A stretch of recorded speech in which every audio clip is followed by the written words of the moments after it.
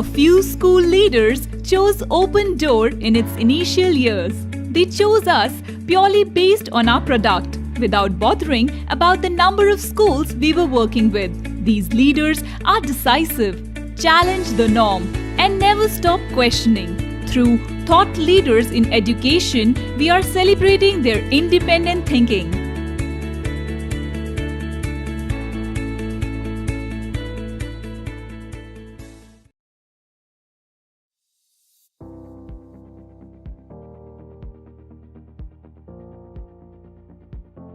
While we were just coming here, and what I saw from here is that most children think of you as a very friendly, warm person.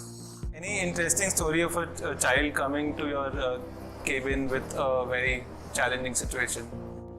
The child was brought to my cabin simply for being very, very distracted, not at all being focused, and in spite of being reprimanded several times, the child continued to be distracted.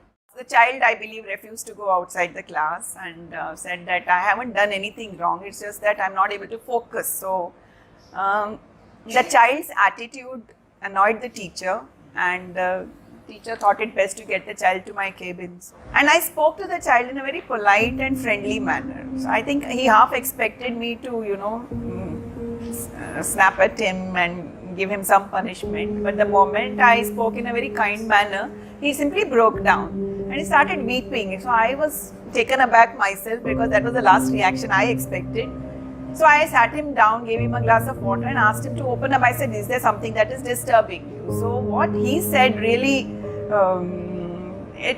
that was the moment when I realized that whenever we have students who come to us for varied reasons, mischief or whatever, we have to actually look at it as in a larger picture, because the boy said that, ma'am, my parents have separated, and today in the court they are going to decide whether I'm going to be with my father or my mother.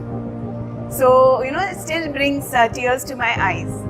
And the child was struggling with such a difficult situation, and the teacher had to send him out of the class.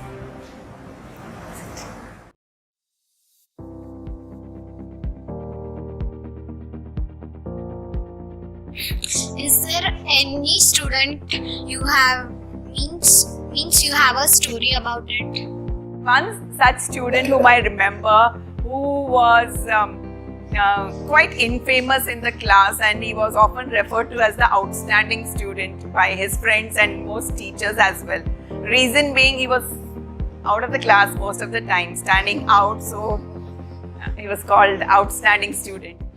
So when he came to grade 10th, and I happened to be a Science 1 teacher in grade 10, I really had to find out ways in which to make him sit in the class and study so that he could at least manage to clear his grade 10th, and then of course take a vocation of his choice.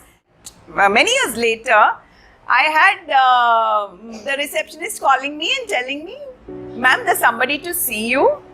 He came up and he stood there, ma'am, do you remember me? And I just couldn't remember because he looked totally different.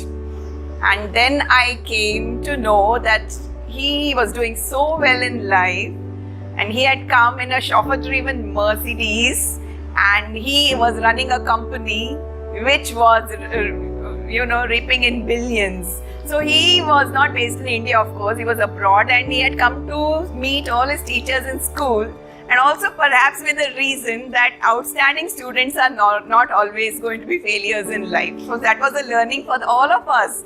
We often say, right, that you're not doing well, what's going to happen later on in life. So it's not necessary that you will not do well in life if you're not good in academics. There's a whole lot of things that you can